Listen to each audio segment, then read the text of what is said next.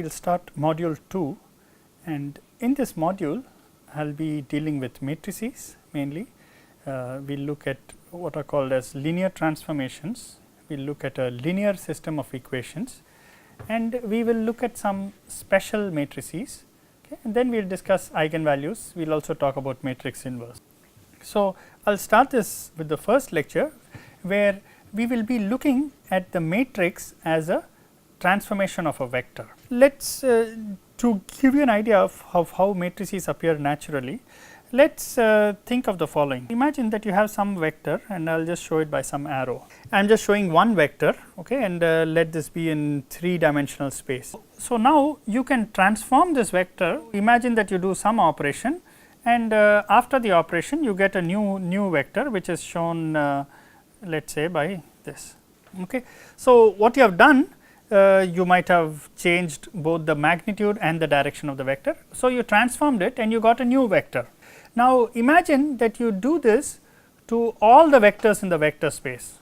If you imagine an operation, okay, that takes an operation that transforms all the vectors in the vector space.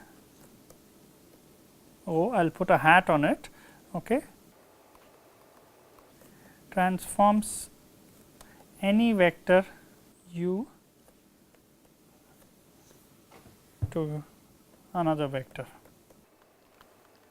For example, this operation O, okay, might transform u, okay, to give you some vector v, some other vector. So, this is some other vector.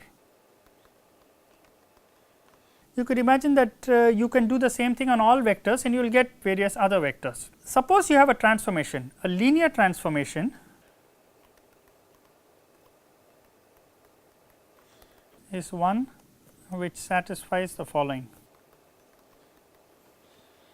So, suppose you had C1 U1, okay, U1 is one vector, C1 is an arbitrary constant, plus C2 U2, okay, when this transformation acts on this vector. So, if U1 is a vector, U2 is a vector, then C1 U1 plus C2 U2 is also a vector, and when this operation acts on this vector, its effect can be written as C1 times the operation on U1 plus C2 times the operation on U2.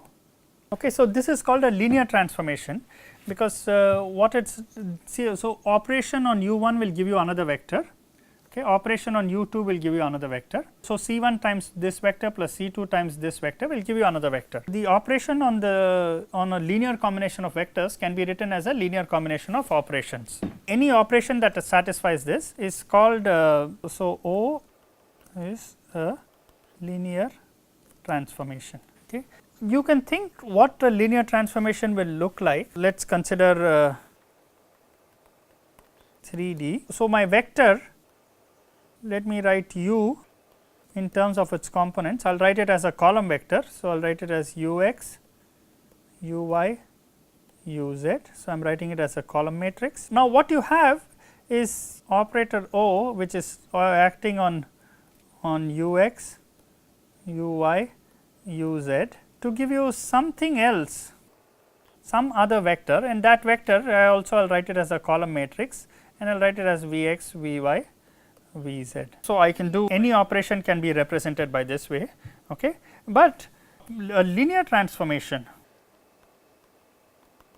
implies O can be written as a 3×3 matrix. Okay. So, if this is a linear transformation, then I can write this O as a 3×3 matrix, because if I take a 3×3 matrix and I multiply a 3×1 column, okay, then I will get another vector. So, I will get another 3×1 vector. The most general, so a matrix represents a linear transformation of a vector. And you can easily show that if you have a matrix operating on this linear combination, you can easily show that your matrix will satisfy this. So, a matrix operating on a linear combination of vectors can be written as a linear combination of matrix operating on the individual vectors. This is the most important idea of matrices. Okay. So, matrix represents a linear transformation of a vector. Okay. We will write this in the form that you are more familiar with. So, what you will say is that if you have a matrix multiplied by a vector, you will get some other vector. This is a 3 by 3 matrix. Okay. We will often write this in the following form. So, you can write this as A times U equal to V, where A is a 3 cross 3 matrix. So, we will just investigate this a little more deeply. Okay. So, why we said this is a linear transformation. Now, notice this equation I can write in the following form. So, if A is given by this matrix, this is a very typical notation that is used for matrices, for matrix elements. So, the elements of A are often written in this form. So, 1 1 1 2 1 3 2 1 2 2 2 3 3 1 3 2 3 3. So, there is an easy way to describe the elements of a matrix using this notation. So, if A had this form, okay, then we can see this A u equal to V is actually written in this form. So, A 1 1 u x plus A 1 2 u y plus A 1 3 u z is equal to V x, A 2 1 u x plus A 2 2 u y plus A 2 3 u z equal to V y, and A 3 1 u x plus A 3 2 u y plus A 3 3 u z equal to V z. So, this equation A u equal to V actually corresponds to these 3 equations. And now you can see where the phrase linear transformation comes. See, what we did is we are writing V x as some function of u x, u y, u z. Okay, but notice that function does not involve any squares of u, any products of u's. It just has u x multiplied by a constant, u y multiplied by a constant, and u z multiplied by a constant, and addition of them. It does not have any u x square. It does not have any u x u y term. Okay, so all the terms are proportional to u x or u y or u z. So, there are no products. So, that is why it is a linear combination of u x, u y, and u z. Similarly, V y is a linear combination of u x, u y, u z. V z is a linear combination of u x, u y, u z. Okay, so, therefore, these transformations are referred to as linear transformations, and you can easily verify that A operated on, okay, I will just write C 1 u 1 plus C 2 u 2 is equal to C 1 A u 1 plus C 2 A u 2. In other words, this a matrix can be thought of in terms of a linear transformation of a vector. So, it takes a vector, gives you another vector, and it is a linear transformation. You can also have non-linear transformation of vectors, okay, but this is a linear transformation. This idea of matrices is extremely useful, because now you can ask questions like what kind of transformations can have. Okay, suppose I look at all vectors, okay, then what does this transformation do to all vectors? Okay, and later on you will see some very specific kinds of transformation of vectors, and those specific kinds of transformations will be represented by specific matrices. For example, if the operation of this matrix on a vector is to rotate the vector by some angle, okay, rotate every vector, operation on any vector is to rotate it by some angle, then we will see that the matrix should satisfy certain properties, and we will see some things called rotation matrices. But the point is that understanding properties of A tell about the nature of transformation. We will see that in a bit. For example, you could have a transformation which just takes a vector, keeps the direction the same, but just stretches it out. So, what will your matrix A look like, okay, and so on. Now, the other thing that I want to mention is this idea of is again seen in this expression A u equal to B, okay, and this is the idea of a system of equations. Suppose you take A times u, okay, equal to or let me use a more standard notation. So, A times x, x is a vector, okay, equal to B. Okay. Now, x is a vector. So, x is this vector that has 3 components, okay, and B is another vector with 3 components. So, let us for simplicity let us consider a 3D space, okay, but you can consider this for any arbitrary dimensional space. Okay. So, A is a matrix, okay. So, x is a vector of unknowns. The variable x is used, okay, just to show that this is a vector of unknowns. So, B is known. Okay. So, then what you have is if you have this matrix, so I can write this. Okay. So, if I write A11, A12, so I am writing A in this form. So, this is my A, x let me write it as x1, x2, x3. So, this is my x. Okay. So, this is A, x, okay, and let me write B as B1, B2, B3. Okay. So, if all these A's are known and all the B's are known, then you can solve for x. Okay. So, this is a system of linear equations for x, and this is referred to as a linear system. Okay. And what are the equations? So, the 3 equations for x1, x2, x3 are a11 x1 plus a12 x2 plus a13 x3 equal to b1, a21 a21 x1 plus a22 x2 plus a23 x3 equal to b2, a31 x1 plus a32 x2 plus a33 x3 equal to b3. So, clearly you have 3 equations to solve for x1, x2, x3. Okay. This is a linear system of equations. Okay. And so you can see that matrices appear naturally in this linear system of equations, and this is another very important application of matrices. You will use matrices very often when you are writing this linear system of equations. So now one of the when you have these 3 equations and 3 unknowns, or if you have any number of equations and any number of unknowns, okay, then you can ask, are these equations consistent? Okay. So, the questions that come up are consistent, is there a unique solution, are there multiple solutions, or is it no solution? Okay. So, these are some of the questions that come up, okay,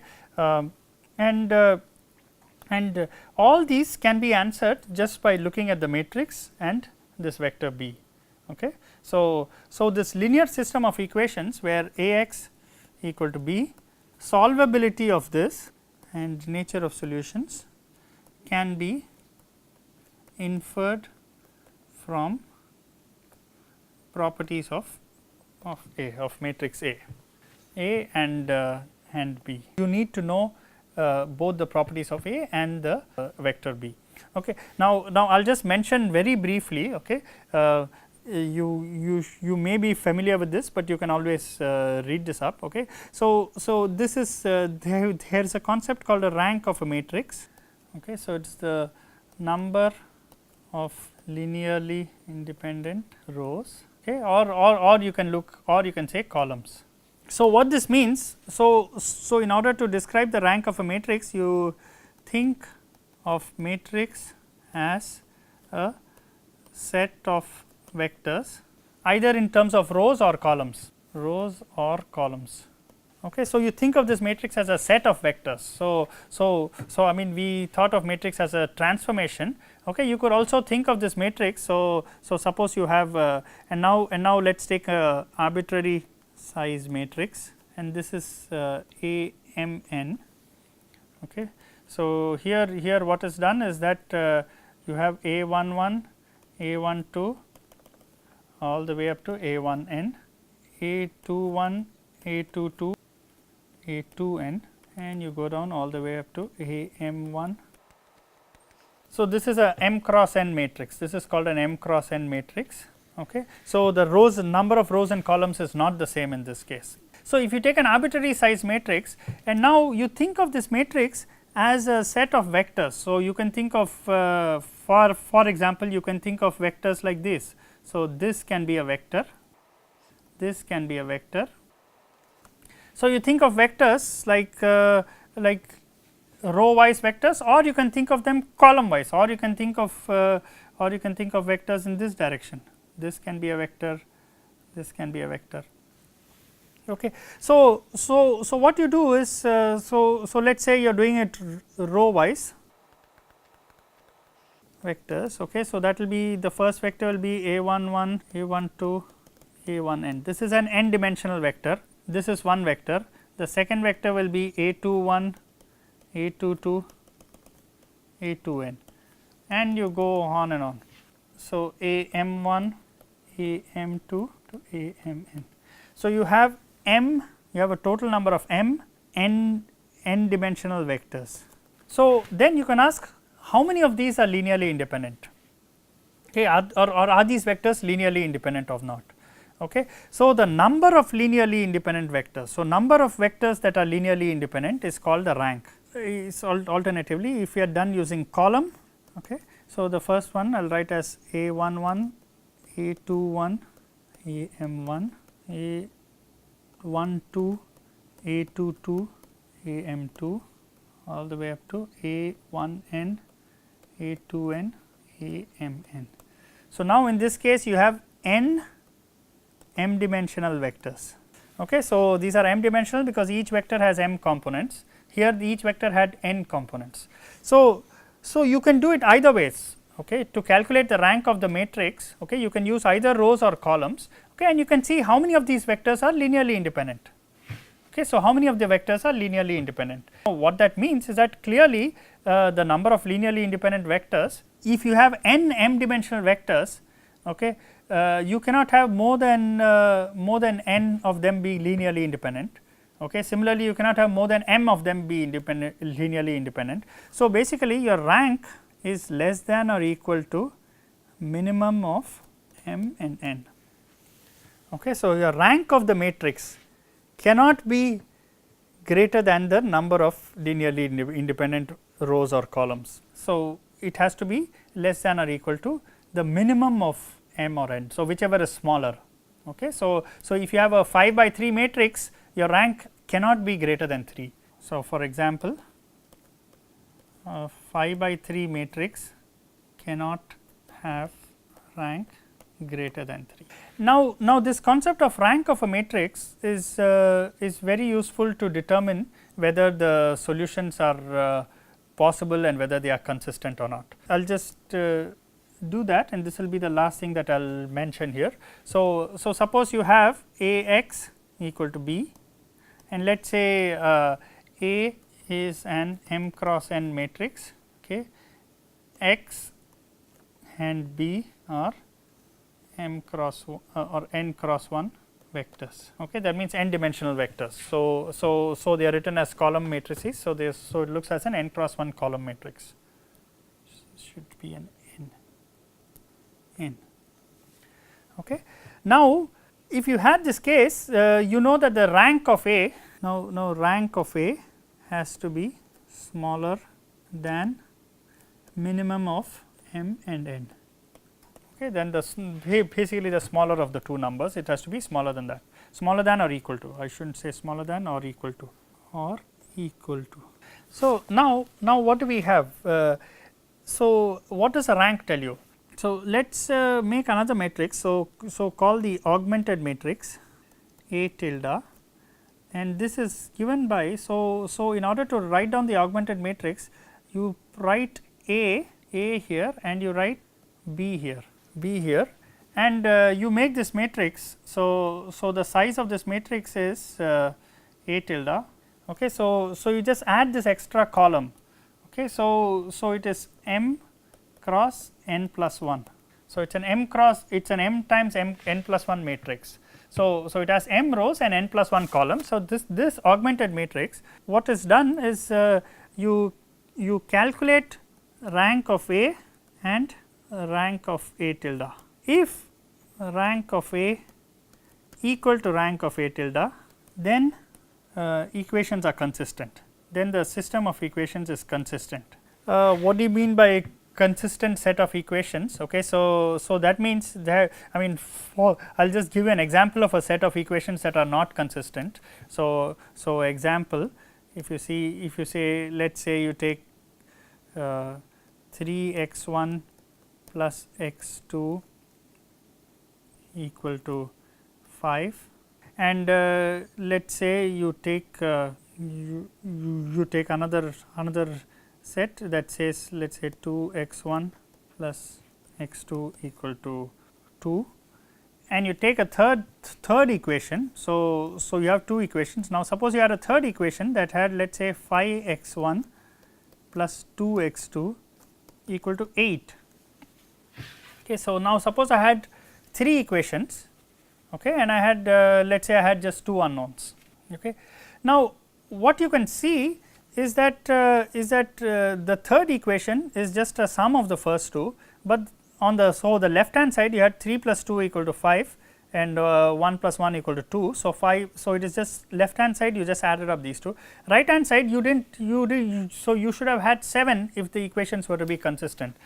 So these are clearly not consistent, and you cannot find any solution to this set of equations. So this is an example of a system of equations that are not consistent, and you know, I took two equations and two unknowns, but I could do the same with two equations and three unknowns also, or three equations and three unknowns. I could do with an arbitrary number of equations and unknowns. Okay. But the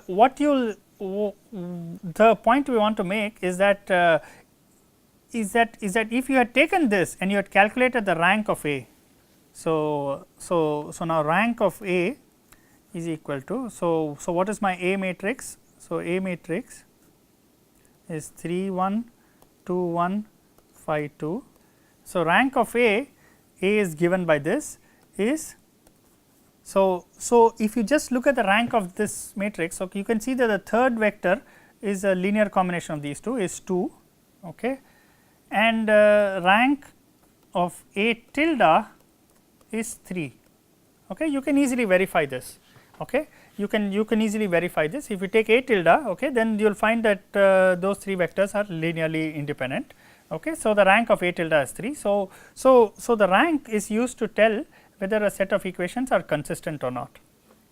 Okay. Now now we can say whether the equations are consistent or not. Okay. Now further, say m less than n. Okay. Say I'll just take a case where m is less than n. Okay. Now if you see this, okay, so n is the, or so here, okay, you have m equations, n unknowns. Okay. So if m equal to n and rank of A equal to m, okay, then unique solution exists.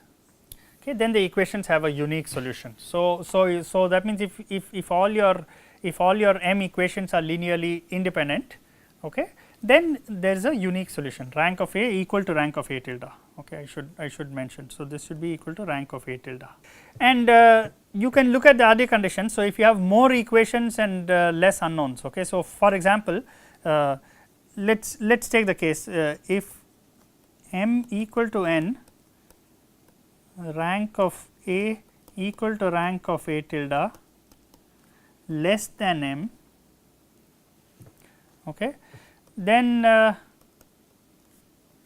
basically you get multiple solutions. Okay. And you know what it means is you can choose some of the variables, some of the unknowns can be chosen arbitrarily, and the remaining are expressed in terms of those unknowns. Okay. So I don't want to go too much into this, but basically I want to mention that matrices, okay, they correspond to they can represent a system of equations, and matrices are involved in the system of equations, and you knowing the rank of the matrix can tell you what are the properties of this system of equations, whether you have multiple solutions and or you have only one solution, okay, or one unique solution. And you know, as I said, if rank of A not equal to rank of A tilde, okay, then no unique solutions, no solution, or equations inconsistent. Okay. So, if you have so you can either have if of course if you have more equations than unknowns, okay, then they better be consistent. If they are consistent, you can still get the solution. Okay. But if you have less equations than unknowns, then you can find multiple solutions. So this is the idea of matrix rank, okay, and you can see how this has helped us identify the properties of the solutions. Okay. Now, I will stop here for this lecture. So, in the next lecture, we will start looking at special matrices, and we will see again we will get back to the idea of a matrix as a transformation of a vector, and look at certain special matrices.